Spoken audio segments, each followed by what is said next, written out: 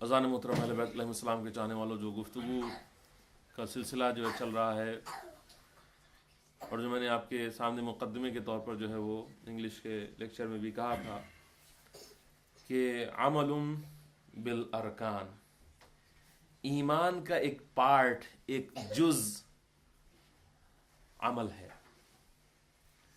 बिना अमल के जो है वो ईमान जो है वो कामिल ही नहीं है, क्योंकि पार्ट का मतलब ही यही होता है, जब कोई चीज़ किसी चीज़ का पार्ट होती है तो वो उसके बगैर कामिल नहीं होती, परफेक्ट नहीं होती, मुकम्मल नहीं होती है। आप 100 में से एक निकाल लिए, 1 ओनली, वो 100 नहीं होगा, वो 99 ही रहेगा, उसको आप कभी 100 नहीं कह सकते। तो इसी तरह से मोमिन भी उस वक्त तक के मोमिन नहीं हो सकता है कि जब तक के उसके अंदर अमल पैदा ना हो, क्योंकि ईमान का जो तकाजा है, ईमान की जो डिमांड है वो यही है कि इंसान अपने अमल के जरिए से उसको जाहिर करे। नहीं तो जबान से तो कहना, तो आप किसी से भी कुछ भी कहलवा लीजिए। आप जाइए किसी को 100 पाउंड और 50 पाउंड और 1000 पाउंड दीजिए और उससे कहो कि कहिए कि कलमा पढ़ दो, वो तो यूं ही पढ़ देगा। कुछ तो आप जोक में कहो पढ़ दो, वो भी जोक में भी पढ़ देगा। तो क्या उससे वो मुसलमान हो गया? मुसलमान उससे नहीं होगा। आप 1000 मर्तबा वो कह दे, मोमिन नहीं होगा वो उससे। मोमिन कब होगा? जब वो कन्विक्शन के साथ कहे और फिर उसके बाद अमल भी उसके तकाजे को पूरा करे, उसके अमल से वो झलके, वो जाहिर हो। और ये चीज जो है मैं आपके सामने अर्ज करना चाहता हूं, ये खुद कलमे के अंदर मौजूद है। कलमा जो है, कलमा जो ला इलाहा इल्लल्लाह है, ये कलमे के अंदर मौजूद है। अमल कलमे के अंदर है। क्या अमल है? कलमा क्या है? ला इलाहा इल्लल्लाह। इसका मतलब क्या है? There is no God but अल्लाह। लेकिन आप जो है वो कभी आपने सोचा है कि ये खाली क्यों नहीं है? अल्लाह इज वन और देयर इज अ गॉड। ये क्यों है? There is no God but अल्लाह, यानी खुदा के अलावा और कोई माबूद नहीं है। यह भी तो हो सकता है कि खुदा एक है, खुदा है, बात तो एक ही है, हुई ना? नहीं, बात एक नहीं हुई। अगर बात एक हुई होती तो फिर खुदा ये नहीं कहता कि कहो ला इलाहा इल्लल्लाह। इसकी वजह यह है, इसके पीछे एक पूरी फिलॉसफी है। अगर हम इसको, उस फिलॉसफी को समझेंगे तो हमारी जिंदगी चेंज हो सकती है। वजह यह है कि हम इंसान जो हैं कभी कभी ऐसा करते हैं कि दुनिया की चीजों को अपने नफ्स के अंदर खुदा बना लेते हैं।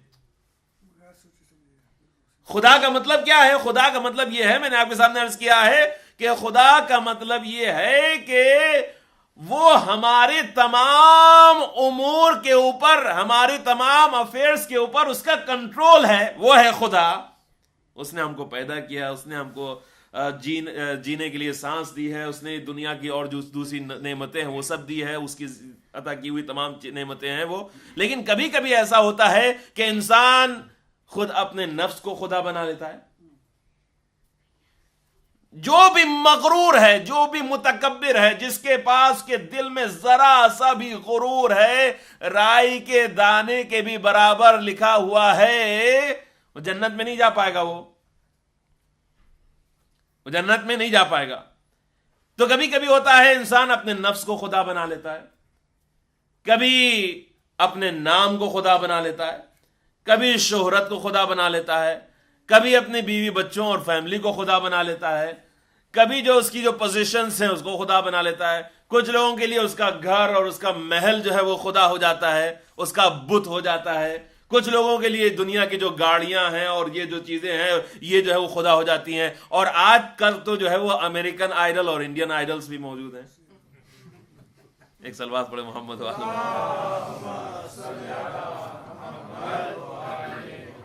यानी आप देखिए, उन लोगों ने नाम भी बहुत छांट के रखा है, आइडल रखा है, और यकीनी तौर पे लोग उनकी वर्शिप करते हैं, उनकी इबादत करते हैं। इसी वजह से उन लोगों ने ऐसा नाम रखा है। یہ وہ لوگ ہیں کہ جو آئیڈل بن کے آئیں گے. تو آج کل جو ہے وہ انسان پتھر کی مورت کی جو ہے وہ ہو سکتا ہے کہ پوجا نہ کرتا ہو, سٹون کی بنی ہوئی کسی اسٹیچو کے آگے سر کو نہ جھکاتا ہو, لیکن آج کا انسان جو ہے وہ کسی سپورٹس مین کے آگے سر کو جھکاتا ہے, کسی ایکٹر کے آگے سر کو جھکاتا ہے, کسی ایکٹریس کے آگے سر کو جھکاتا ہے, ان کی محبتوں کو اپنے دل میں ایسے لے کے گھومتا ہے کہ جیسے خدا کی جو ہے محبت ہو. اب یہاں پر لا الہ الا اللہ کا مطلب یہی ہے کہ تم کو ان دنیا کی چیزوں کو ڈینائی کرنا ہوگا, ان کا انکار کرنا ہوگا, انکار کرنا ہوگا کہ میرا نفس خدا نہیں ہے, وہ خدا ہے. میرا گھر, میرا بزنس, میری دولت, میری کرسی, میرا جاہ و حشم, میری بیوی بچے, میری جو کچھ پوزیشنز ہیں, یہ خدا نہیں ہے, وہ خدا ہے. اب اسی سے جو ہے وہ کہا گیا ہے کہ دنیا کی چیزوں کو رکھنا جو ہے وہ بری چیز نہیں ہے, اٹیچمنٹ جو ہے وہ ان سے یہ بری چیز ہے. جب اٹیچمنٹ پیدا ہو جاتا ہے اس وقت پتا چلتا ہے کہ انسان کس سے محبت کرتا ہے اور کس کی عبادت کرتا ہے. اسی وجہ سے کہا ہے کہ جب لا الہ الا اللہ کہو تو ایسے ہی لا الہ الا اللہ کہہ دینا. ہم تو لا الہ ایسے کہہ دیتے ہیں, لیکن ہمیں کبھی سمجھ میں آیا تو آج ہم نے آپ کے سامنے تھوڑا سا سمجھانے کی تھوڑی سی کوشش کی. تو اب جب بھی لا الہ الا اللہ کہیے گا تو اس کو دھیان میں لے کے آئیے گا کہ آپ دنیا کے جھوٹے فالس جو گاڈس ہیں ان کو ڈینائی کر رہے ہیں. جب خدا کو جو ہے ہم آگے رکھیں گے تب جو ہے وہ اس وقت ہمارے اندر جو ہے وہ ایمان پیدا ہوگا. اب یہاں پر سے جو ہی وہ یہیں سے ہی ہم کو جو پتہ چلتا ہے کہ عمل بالارکان کا مطلب کیا ہے. یہ ہمارے عمل سے جھلکنا چاہیے ہے کہ میں اپنے نفس کو خدا نہیں مانتا ہوں, اپنے نفس کو مجھے کچلنا ہوگا. کیا مطلب؟ جہاں پر دنیا کی خواہشیں آنے لگیں خدا کے راستے میں, وہاں پر اس نفس کی خواہش کو, اس نفسانی ڈیزائر کو, جو کارنل جو ڈیزائر ہے, ورلڈلی جو ڈیزائر ہے, اس کو کچلنا پڑے گا. مثالیں دیتا ہوں, بہت چھوٹی چھوٹی سمپل سی مثالیں میں آپ کے سامنے پیش کرنا چاہتا ہوں. صبح کا وقت ہے, میں رات کو دیر سے سویا ہوں اور نماز کا وقت جو ہے وہ آ گیا, بہت زبردست جو ہے وہ نیند آ رہی ہے مجھے, اور اس میں بڑا میٹھا میٹھا مزہ بھی آتا ہے. سویرے کی نیند جو ہے وہ اس میں بڑا امتحان ہوتا ہے, اور شاید اسی وجہ سے رکھا گیا ہے کہ ہر روز مومن کا ایمان ٹیسٹ ہو جائے خود. ہر روز مومن کا ایمان ٹیسٹ ہو جائے خود, وہ چیک کر لے کہ واقعا اس کو اس کی نیند زیادہ پیاری ہے یا اس کا رب, نماز, عبادت خدا. اب ہم دیکھ لیں کہ اس کو ہم پریفرنس دیتے ہیں. اگر ہم جو ہے وہ کہتے ہیں کہ بھئی نماز تو خاصا پڑھ لوں گا بعد میں, تو بس سمجھ لیجیے کہ مجھے اب پتا چل گیا کہ ایمان کا درجہ ہمارے دل میں کتنا ہے. جہاں یہ سوچا, میں نے سوچا, کسی اور کی بات نہیں کر رہا ہوں, جہاں میں نے سوچا وہیں پر پتہ چل گیا کہ بھئی ایمان نہیں ہے, صرف ڈھکوسلے بازی ہے, یہ سب جو ہے وہ اپنے آپ کو میں دھوکہ دے رہا ہوں. خود جو ہے وہ خود کہا گیا کہ کیسے ہو سکتا ہے کہ ایک محبوب سے ملنے کے لیے ایک محب جو ہے, ایک لور جو ہے اپنے بیلوڈ سے ملنے کے لیے کتنا تڑپتا ہے, راتوں کی نیندیں جو ہے وہ حرام رہتی ہیں. آپ کو پتا ہے, میں مثالیں دوں تو آپ کو بہت اچھی طرح سے سمجھ آ جائے. واٹس ایپ کے اوپر دیکھیے کسی سے چیٹ ہو رہی ہو اور رات جو ہے گزر جائے گی اور پتہ نہیں چلے گا کہ کیسے رات گزر گئی. فیس بک کے اوپر بیٹھے ہوئے ہیں اور اس کے بعد کوئی مل گیا اجنبی کہ جو بہرحال بہت زیادہ میں نہیں آگے بھی نہیں جا سکتا ہوں. ایک صلوات پڑھیں محمد والے. تو اب نہ نیند کا خیال آئے گا, نہ کسی اور بھوک بھی نہیں لگے گی اور پیاس بھی نہیں لگے گی, اور وقت کا پتہ ہی نہیں چلے گا کہ ارے یہ 4-5 گھنٹے میں بیٹھا تھا, مجھے پتہ ہی نہیں چلا کیسے گزر گئے. اس وقت کی بات کر رہا ہوں, وہ ہے محبت کا زمانہ، جب انسان جو ہے وقت جو ہے دنیا کی جو قیدیں ہیں اور کنڈیشن سے وہ لفٹ ہو جاتی ہیں، اٹھ جاتی ہیں، اور پھر انسان جو ہے وقت کے جو ہے دامن کو چھوڑ دیتا ہے، وقت جو ہے وہ ختم ہو جاتا ہے، وقت بلکہ اس کو پتہ ہی نہیں چلتا ہے، سامنے کلاک چل رہی ہوتی ہے، سامنے گھڑی رکھی ہوئی ہوتی ہے، چل رہی ہوتی ہے، لیکن اس کو وقت کا اندازہ ہی نہیں ہوتا ہے، ارے اتنا ٹائم گزر گیا۔ یہ اس چیز کی بات کر رہے ہیں ہم، یہ ہوتا ہے ایمان۔ اگر یہ دل میں پیدا ہونے لگے تو سمجھ لیجئے کہ ایمان جو ہے وہ پیدا ہونے لگا ہے۔ تو ہم جو ہے وہ ہم سے یہ اسی چیز کی جو ہے وہ ڈیمانڈ کی جا رہی ہے، ہم سے یہی کہا گیا۔ اب دیکھیے، میں آپ کو جو ہے وہ قرآن سے مثالیں جو ہے وہ دینا چاہتا ہوں، بہت سمپل، میں نے کہا نا کہ سمپل سی مثالیں آپ کے پاس سامنے جو ہے دوں گا۔ ہم کیا پڑھتے ہیں نماز میں؟ عام طور سے پڑھتے ہیں سورۃ العصر، بسم اللہ الرحمن الرحیم، والعصر ان الانسان لفی خسر الا الذین آمنوا، اس کے بعد وہیں پہ رک گیا، سورہ وہیں پہ رک گیا، ختم ہو گیا۔ وعملوا الصالحات، وعملوا الصالحات، بات وہیں پہ رک نہیں گئی ہے، یہی ہم کو سمجھا۔ کیسے یہ لوگ، انسان جو ہے وہ کیا اس کی آنکھوں کے اوپر پردہ پڑا ہوا ہے، یا قرآن اس نے کبھی دیکھا نہیں ہے؟ کیسے کہہ سکتا ہے کہ یہ عمل کوئی چیز نہیں ہوتی ہے؟ کیسے کہہ سکتے ہیں؟ یہ صرف اور صرف کوئی جاہل ہے بس وہی کہہ سکتا ہے، نہیں تو جس نے قرآن کو صرف اسی سورے کو اگر پڑھا ہے وہ کبھی نہیں کہہ سکتا ہے، کیونکہ خدا کیا کہہ رہا ہے؟ والعصر، زمانے کی قسم، ان الانسان لفی خسر، انڈیڈ، بے شک ہیومینٹی، مینکائنڈ از ان لاس، گھاٹے میں ہے، تمام کے تمام انسان گھاٹے میں ہیں، سب گھاٹے میں ہیں۔ اس میں کوئی یہ نہ سمجھ لے کہ دولت والا ہے تو کہے گا کہ میں گھاٹے میں نہیں ہوں، نہیں، وہ اس والے گھاٹے کی بات نہیں کر رہے۔ یہاں پر تو ہو سکتا ہے کہ بڑا لابھ ہو رہا ہو، فائدہ ہو رہا ہو، لیکن وہ گھاٹا جو ہے وہ دوسرے گھاٹے کی بات ہو رہی ہے۔ تمام انسان گھاٹے میں ہیں، پھر اس نے ایکسیپشن رکھا، ایکسیپشن ہے، اس کو دیکھ لو، اگر یہ اس ایکسیپشن کو جو ہے پورا کرتے ہو، اس استثناء کو، تب تم سمجھ لینا کہ شاید کچھ فائدہ تم نے اٹھا لیا ہے، نہیں تو کوئی فائدہ اس دنیا میں تم نے نہیں اٹھایا ہے۔ اور ایک مفسر کہتا ہے کہ میری اس سورے کی تفسیر جو ہے، اس جملے کی، اس پارٹ کی جو ہے، آیت کی جو ہے تفسیر، مجھے اس وقت سمجھ میں آئی۔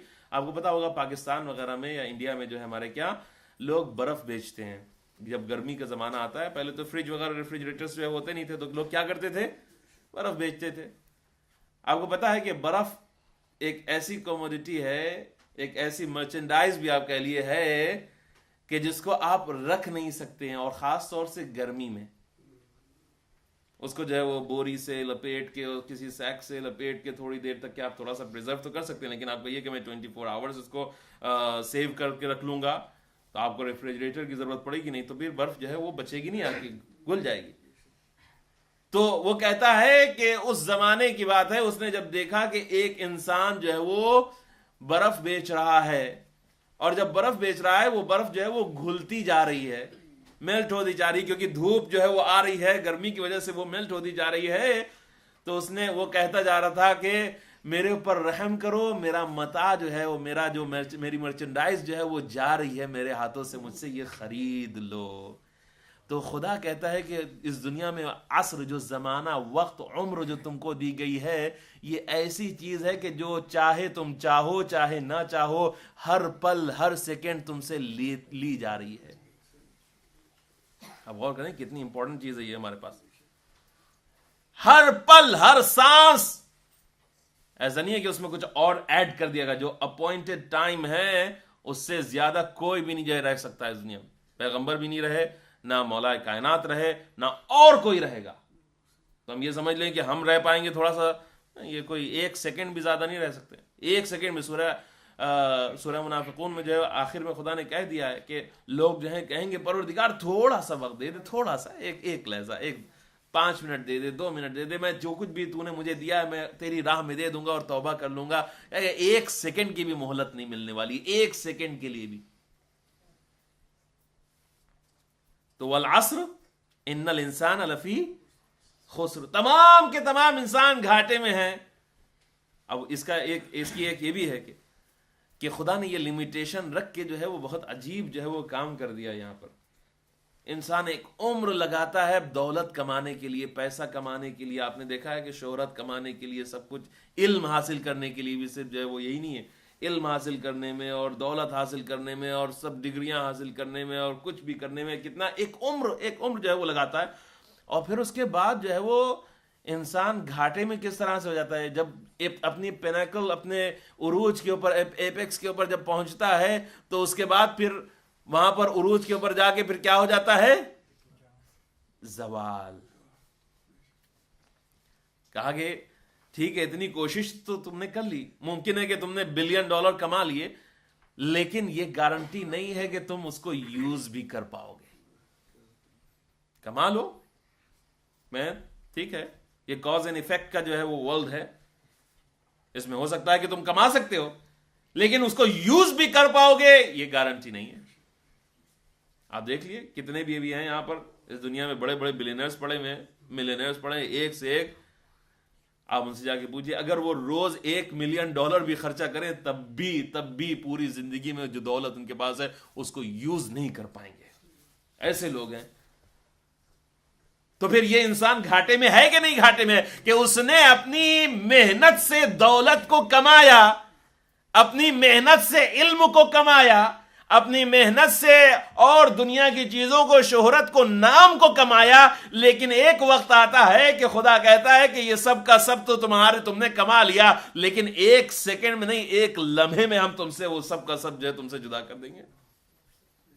تمہاری باڈی، یہ نہیں کہا جائے گا کہ یہ نور الحسن ہے. لوگ کہیں گے کہ یہ نور الحسن کی باڈی ہے، یعنی تمہاری باڈی کو بھی تم سے ایسوسیٹ نہیں کیا جائے گا، الگ کر دیا جائے گا. تم الگ ہو، تمہاری باڈی الگ ہے. جب باڈی تمہارے نام کی نہیں رہتی ہے تو پھر اور چیزوں کو کیا تم سوچتے ہو کہ رہیں گے؟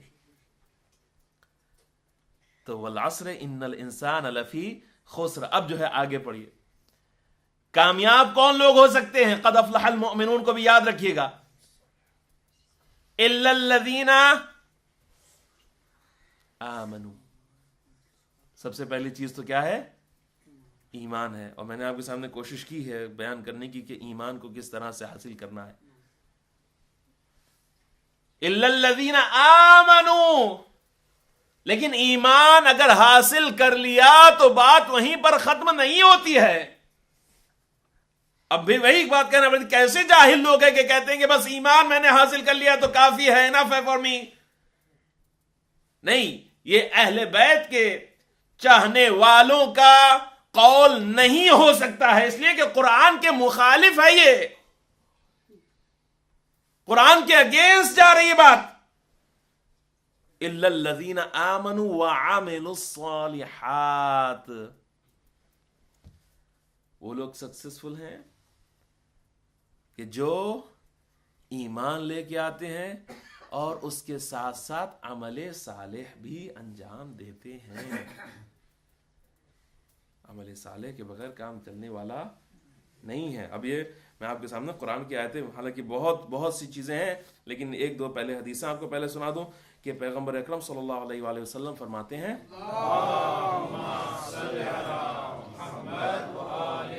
الایمان بضع و70 شعبہ اعلاها قول لا الہ الا اللہ وادناها اماطۃ الاذى عن الطریق. پیغمبر فرماتے ہیں کہ ایمان کے 70 سے بھی زیادہ درجے ہیں. ایمان کے 70 درجے نہیں، ایمان کے 70 سے زیادہ شعبے ہیں، پارٹس ہیں. کیونکہ اگر درجہ کہوں گا تو پھر اس کا مطلب ہے کہ ایمان الگ ہے، پھر اس کا درجات ہیں، شعبے ہیں، پارٹس ہیں. یعنی ایمان مکمل نہیں ہوتا ہے اس وقت تک کہ جب اس کے پارٹس جو ہیں، ویسے آپ کے سامنے مثال میں نے آپ کے عرض کی کہ سب سے اعلیٰ درجہ ایمان کا کیا ہے؟ لا الہ الا اللہ کہنا ہے. اور سب سے ادنا جو درجہ ایمان کا عمل کا، یعنی عمل ایمان کا جز ہے، عمل ایمان کا پارٹ ہے، حصہ ہے، تو ادناہا ایمان کا سب سے ادنا، سب سے لوویسٹ جو درجہ ہے وہ یہ ہے کہ راستے میں سے کسی پتھر کو ہٹا دے تاکہ اس کے ذریعے سے کسی کے اوپر اذیت اور کسی کو اذیت وغیرہ نہ ہو. یہ ایمان کے شعبوں اور حصوں میں سے ایک حصہ ہے. یعنی ان ادر ورڈز عمل ایمان کا جز ہے. عمل کیا ہے؟ ایمان کا جز ہے. اب حالانکہ باتیں تو بہت سی تھیں، لیکن میں اس کو جو چھوڑتے ہوئے آتا ہوں میں قرآن کی آیتوں کی طرف، کہ جس میں خداوند عالم نے ایمان کو جو ہے ہمارے سامنے بتایا کہ کس طرح سے لوگ جو ہے وہ ایک دوسرے کو دھوکہ دیتے ہیں یا دوسروں کو بیوقوف بناتے ہیں. کچھ لوگ جو ہیں واقعاً کتنی عجیب بات ہے کہ شیعت اور شیعہ ہوتے ہوئے وہ قرآن کی مخالفت کرتے ہیں. بہت عجیب بات ہے. سنیے خدا کیا کہتا ہے، ام نجعل الذین آمنوا وعملوا الصالحات کالمفسدین فی الارض ام نجعل المتقین کالفجار. اب دیکھیں یہاں پر خدا کمپیریزن پیش کر رہا ہے. خدا کہہ رہا ہے کہ کیا یہ ممکن ہے، کیا ہم جو ہے وہ لوگ کہ جو ایمان لے کے آئے اور انہوں نے عمل صالح کیا، ان لوگوں کے جیسے ان کو قرار دیں کہ جو فساد کرنے والے ہیں، کرپشن کرنے والے ہیں اس دنیا میں؟ یعنی یہ دونوں برابر نہیں ہیں. یعنی اگر ایمان ہے، عمل صالح ہے، تو اس کے ساتھ ساتھ کرپشن، فتنہ، فساد جمع نہیں ہو سکتا ہے. اور اگر فتنہ ہے، فساد ہے، اختلاف کر رہا ہے، جھگڑا کروا رہا ہے اور برائیاں جو ہے ڈلوا رہا ہے وغیرہ وغیرہ، تو پھر اس کو یہ بھول جانا چاہیے کہ وہ مومن ہے، کیونکہ وہ خدا خود کہہ رہا ہے کہ وہ مومنوں کے درجے میں آ ہی نہیں سکتا ہے. اور اس کے بعد پھر کیا کہا، ام نجعل المتقین کالفجار. کیا متقی لوگوں کو جو تقوی رکھتے ہیں ان کو فاجروں کے جیسے اور فاجروں کے جیسے ہی ٹریٹ کریں گے ہم؟ یہ نہیں ہو سکتا ہے. جس نے عمل کیا ہے، جس نے ایمان لے کے آئے، جو ایمان لے کے آئے، جس نے عمل کیا ہے، جس نے تقوی اختیار کیا ہے، سیکریفائس ہے وہ دیا ہے، وہ کیسے فجار اور وہ لوگ کے جو سنفل ہیں، جو سنرز ہیں، جو گناہ کرنے والے ہیں، ان کے برابر کیسے ہو سکتے ہیں؟ یہ تو ایک طرح کا کیا ہو جائے گا، انجسٹس، ظلم ہو جائے گا کہ نہیں ہو جائے گا؟ ظلم ہو جائے گا. تو عمل جو ہے، لیکن عمل جو ہے ایمان کے ساتھ ہونا چاہیے. انشاءاللہ اس کے اوپر بات کرنا ہے مجھے. پھر کہتے ہیں کہ ام حسب الذین اجترحوا السیئات ان نجعلہم کالذین آمنوا وعملوا الصالحات. کیا وہ لوگ کہ جو گناہوں میں ڈوبے ہوئے ہیں، گناہ کرتے ہیں، ظلم کرتے ہیں، کیا یہ سوچتے ہیں کہ ہم ان کو انہی لوگوں کے جیسے جو ہے وہ ٹریٹ کریں گے کہ جو عمل صالح کرتے ہیں؟ اب آپ غور کیجئے، ان کو ایک جیسے ٹریٹ نہیں کیا جائے گا. تو پھر وہ کیسے لوگ ہیں کہ کہتے ہیں کہ بس تم اہل بیت کا نام لے لو اور علی علی کرو، پھر باقی جو دل چاہے کرو؟ یہ تو قرآن کے اگینسٹ ہے. ہماری بات نہیں ہے یہ نا کہ یہ کہ مولانا نے اور مولوی صاحب نے کہا، نہیں، کسی مولانا نے کہا، نہیں کہا، قرآن کہہ رہا ہے. یہ قرآن کی آیتیں ہیں. جو بھی ایسا کہتا ہے، اگر کوئی حدیث بھی ہے تو وہ حدیث قرآن کے مخالف ہے، اور جو قرآن کے مخالف حدیث ہے یہ ثابت ہو جائے تو اس کو امام نے کہا ہے کہ وہ دیوار پر.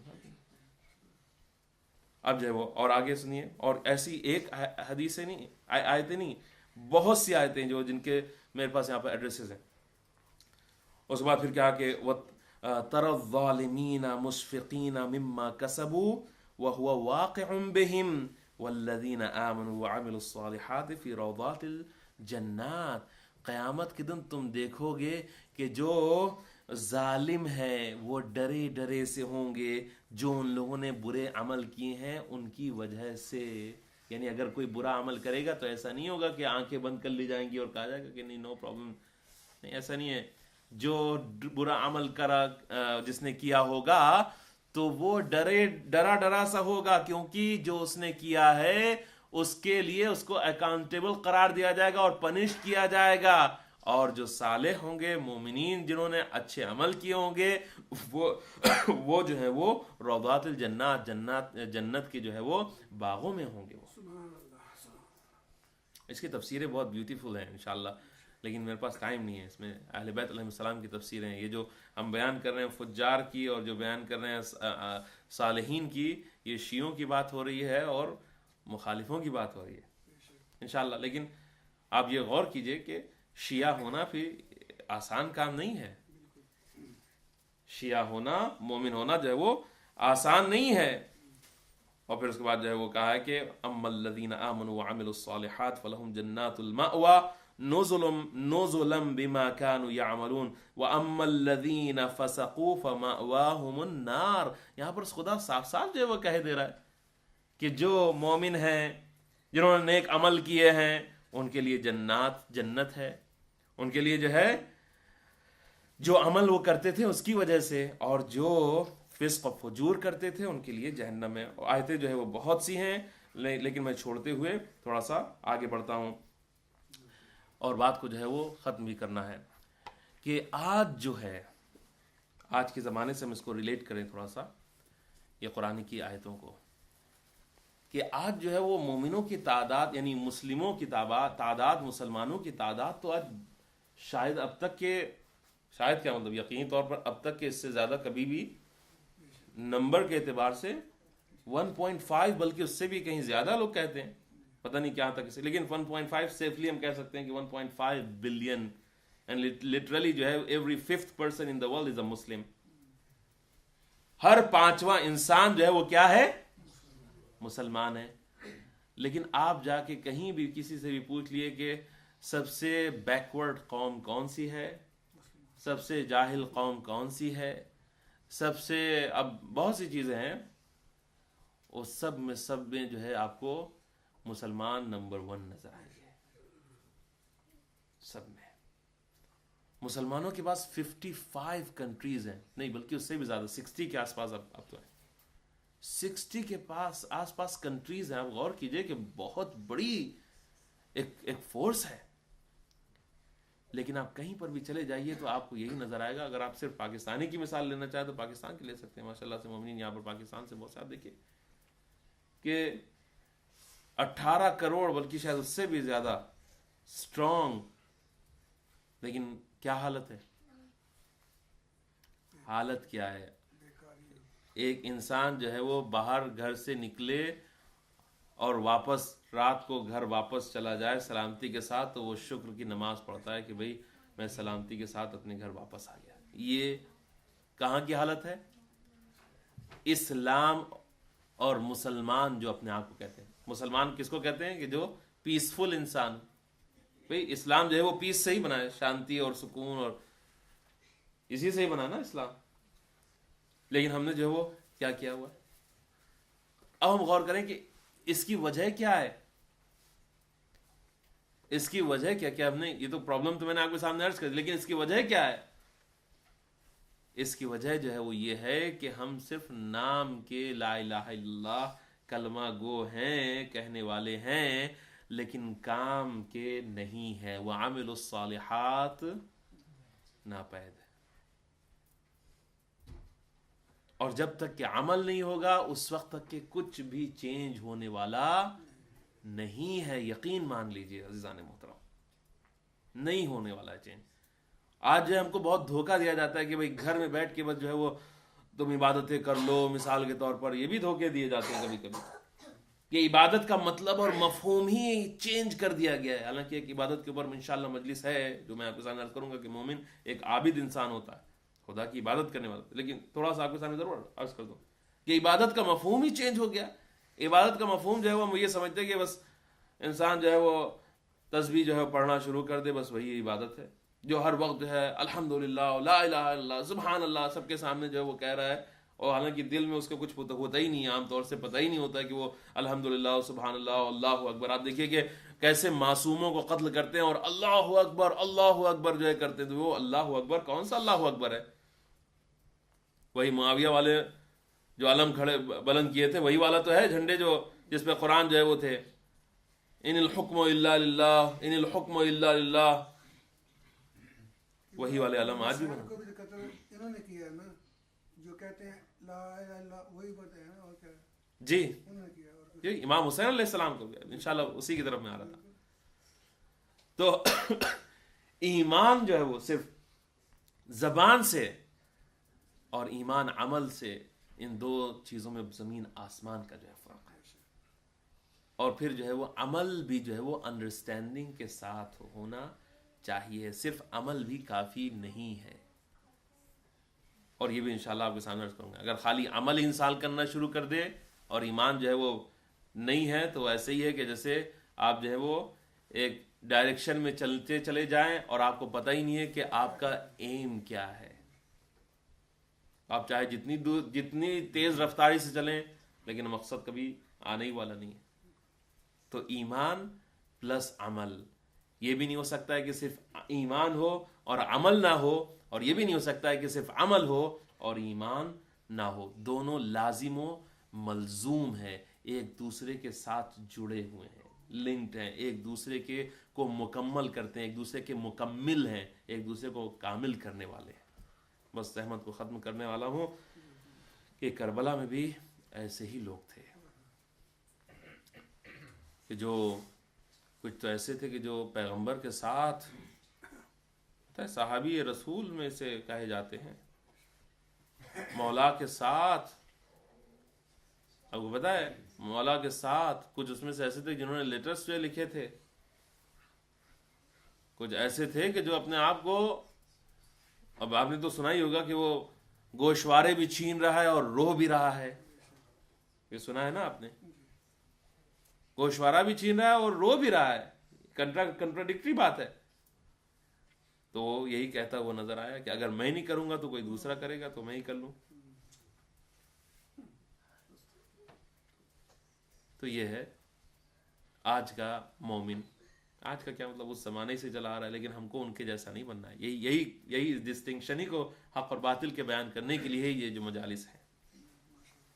تو امام حسین علیہ السلام کے زمانے میں اپنے آپ کو یہ کہتے تھے، پتہ ہے آپ کو، کہ حسین کی نماز قبول نہیں ہے معاذ اللہ۔ استغفر اللہ، آپ غور کریے کہ جو سید شباب اہل جنہ میں سے ہو، اس سے وہ کہہ رہے ہیں کہ تمہاری نماز قبول نہیں ہے۔ اچھا، ان سے یہ کہہ رہے ہیں، اور امام کا خون جو ہے مباح، فتویٰ دیا گیا تھا، پتہ ہے آپ کو، جو فتوے آج دیے جاتے ہیں کوئی نئی چیز نہیں ہے، فتویٰ دیا گیا تھا کہ امام جو ہے وہ باغی ہیں معاذ اللہ، اور ان کا خون جو ہے وہ حلال ہے۔ تو یہاں پر یہی سمجھنا پڑے گا، بصیرت کے ساتھ جو ہے وہ ایمان جو ہے وہ جڑا ہوا ہے۔ رحمت کو ختم کرتے ہوئے آج کا جو تذکرہ ہے شب کا، وہ دو ننھے اور چھوٹے شہزادوں کا ہے کہ جن کو اون اور محمد جو ہے وہ کہتے ہیں۔ اون محمد چاہے عمر میں کم ہو، یہاں پر ماشاءاللہ سے ہمارے چھوٹے بچے جو ہیں وہ بیٹھے ہوئے ہیں، اور میں واقعاً ہم کو دعا کرنا چاہیے کہ ہمارے بچوں کے اندر یہ جذبے پیدا ہوں۔ عمر تو بہت کم تھی ان کی، لیکن جذبے کے اعتبار سے بہت ہی بلند اور بہت ہی بڑے۔ روایت بتاتی ہے کہ شب عاشور امام حسین علیہ السلام جناب زینب کبریٰ کے خیمے میں داخل ہوئے۔ جناب زینب کبریٰ کچھ فرما رہی تھیں اور دونوں بیٹے جو ہیں وہ بیٹھے ہوئے تھے جناب زینب کبریٰ کے، لیکن جیسے ہی امام کو دیکھا ویسے ہی زبان جو ہے وہ خاموش ہو گئی۔ امام نے جو ہے پوچھا بہن کیا کہہ رہی تھی، لیکن جناب زینب نے کچھ کہا نہیں، ٹال گئیں۔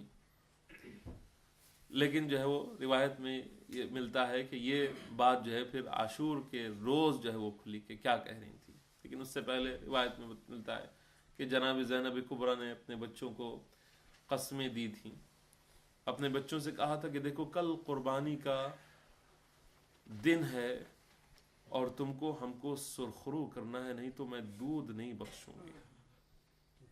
تم کو جس مقصد کے لیے لایا گیا ہے وہ یہی ہے. جناب عبداللہ نے جو 2 بیٹوں کو بھیجا تھا وہ اسی وجہ سے کہ نمائندگی کر رہے تھے وہ جناب عبداللہ کی, اور قسم دے کے جو ہے وہ بھیجا تھا, اور قربان کر کے صدقے کے طور پہ سمجھ لیجیے کہ بھیجا تھا کہ ان بچوں کو لے جاؤ. میں نے سنا ہے ذاکر جو ہے وہ پڑھا کرتے تھے کہ جناب زینب کبریٰ جو ہے وہ خیمے میں لائیں بچوں کو, اور لانے کے بعد ایک صندوقچے کو کھولا, اس میں سے جو ہے وہ ایک زرہ کو نکالا اور دیکھا کہ اس زرہ کے اوپر جو ہے وہ کچھ خون کے چھینٹے بھی پڑے ہوئے ہیں. پوچھا ایک مرتبہ بچوں سے کہ یہ تم پہچانتے ہو کیا ہے؟ کہا کہ ہاں جانتے ہیں, یہ ہمارے دادا جناب جعفر طیار کی جو ہے وہ زرہ ہے اور یہ ان کا خون ہے. تو کہا کہ بیٹا تم کو اسی زرہ کی قسم ہے, اسی خون کی قسم ہے کہ کل تم کو اپنے دادا کے نام کو روشن کرنا ہے, اپنے نانا کے نام کو روشن کرنا ہے. ہاں یہ بچے چھوٹی چھوٹی عمر, لیکن اس کے باوجود عجیب جذبہ ہے. جب صبح عاشور نمودار ہوئی ہے اور اس کے بعد اس میں انصار اور اصحاب جب شہید ہو گئے, اور بنی ہاشم کی جب جو ہے نوبت آئی ہے, بنی ہاشم میں سے جب جو ہے وہ شہید ہونا شروع ہوئے ہیں, تو ایک مرتبہ جناب اون و محمد جو ہے اپنے مامو جان امام حسین علیہ السلام کے پاس جو ہے وہ تشریف لے جاتے ہیں اور کہتے ہیں کہ اے مامو جان ہم کو بھی مرنے کی اجازت دیجئے, ہم کو بھی اذن وغا دیجئے. ایک مرتبہ امام حسین علیہ السلام جو ہیں وہ یقیناً امام کے آنکھوں میں آنسو آ گئے ہوں گے کہ یہ اب ایسا وقت آ گیا کہ یہ چھوٹے چھوٹے بچے بھی ہم مجھ پر اپنی جان کو نثار کرنے کے لیے تیار ہیں. امام حسین علیہ السلام تھوڑا سا ٹال دیتے ہیں, آتے ہیں جناب عباس کے پاس اور کہتے ہیں کہ اے چھوٹے مامو آپ جو ہے وہ چل کے مامو جان سے جو ہے ہم کو جنگ کی اجازت دلوا دیجئے. جناب عباس بھی کہتے ہیں کہ جب وقت آئے گا تمہیں ضرور جو ہے تم کو یہ اجازت دلوا دوں گا. اور اس کے بعد پھر ملتا ہے کہ جناب زینب کبریٰ نے اپنے بیٹوں کو بلوایا, کہا کہ میں یہ کیا دیکھ رہی ہوں کہ بنی ہاشم کے جوان اپنے آپ کو قربان کرتے چلے جا رہے ہیں اور تم اب تک کے زندہ ہو, کیا بات ہے؟ کہا کہ اے مادر گرامی ہم تو جاتے ہیں مامو جان کے پاس اجازت لینے کے لیے, لیکن ہم کو اجازت نہیں دیتے. بس کہا کہ جاؤ اور کہنا کہ میری ماں نے مجھے ہم کو اجازت دے کے بھیجا ہے کہ بس ہم کو اپنے اوپر سے قربان کر دے. بس روایت میں ملتا ہے کہ آئے آقا حسین کے پاس اور امام حسین علیہ السلام نے بچوں کو جنگ کی اجازت دی. چھوٹی چھوٹی تلواریں, تھوڑے چھوٹے چھوٹے نیمچے جو ہے وہ لے کے آتے ہیں اور عظیم جنگ کرتے ہیں. ہاں یہ جعفر طیار کے پوتے ہیں, ہاں یا عبداللہ جناب عبداللہ کے بیٹے ہیں کہ جو ایک نامور شجاع کا نام ہے اور یہ علی کے نواسے ہیں. انہوں نے زینب کبریٰ کا شیر پیا ہے تو کیوں نہ ان کے اندر شجاعت ہو. روایت بتاتی ہے کہ جنگ کرتے کرتے یہ ابن سعد کے خیمے تک کے پہنچ گئے, اور اس کے بعد ابن سعد کو خیمے سے اس خیمے کے پردے کو پھاڑ کے پیچھے سے بھاگنا پڑ گیا. اور اس کے بعد پھر اس نے کہا کہ یہ کیا ہو رہا ہے, ارے یہ چھوٹے چھوٹے بچے ہیں اور یہ کیسے یہاں تک کے آ گئے.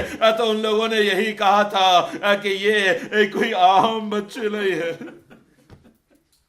یہ عام بچے نہیں ہیں, یہ بنی ہاشم کے بچے ہیں, یہ علی کے نواسے ہیں, اے جعفر طیار کے پوتے ہیں. بس روایت میں ملتا ہے کہ جنگ کرتے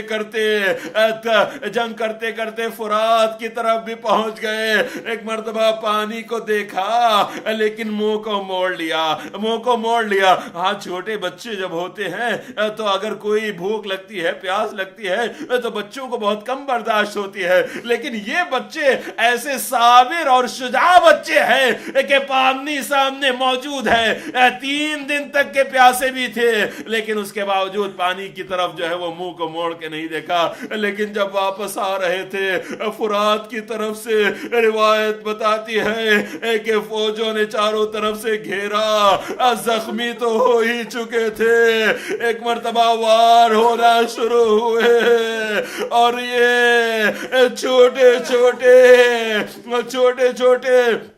حسین کے بانجے اب زمین کربلا کی طرف تشریف لائے اور لکھا ہے کہ بہت تیزی سے حسین اور جناب عباس آگے آئے، لیکن جب تک کہ پہنچے بچے دنیا سے رخصت ہو چکے تھے، روح قفس عنصری سے پرواز کر چکی تھی۔ ہاں اب یہاں پر اب دیکھیے، یہاں پر آپ کو زینب کا کردار نظر آئے گا۔ روایت بتاتی ہے کہ جب ان ننھے چھوٹے چھوٹے جنازوں کو حسین اور عباس لے کے آئے ہیں تو جناب زینب کبریٰ نے دونوں جنازوں کو ہٹایا اور اس کے بعد ان دونوں جنازوں کے بیچ میں سجدے میں سر کو رکھ دیا۔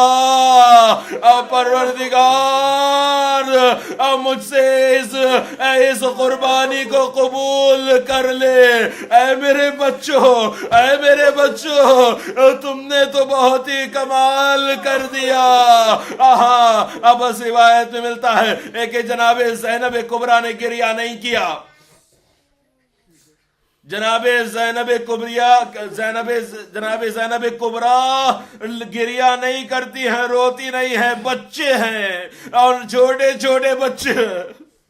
روایت میں ملتا ہے کہ جب اہل حرم کو رہائی ہونے والی تھی، رہائی ہوئی تو جناب زینب کبریٰ نے ایک شرط یہ بھی رکھی تھی کہ اب تک کہ ہم کو رونے کا صحیح سے موقع نہیں ملا ہے اور سوگ کا موقع نہیں ملا ہے، یزید سے کہو کہ ایک گھر کو خالی کروا دے اور اس کے بعد اس میں ہمارے شہیدوں کے سروں کو بھیجے اور وہاں پر ہم جو ہے وہ سوگ منائیں گے۔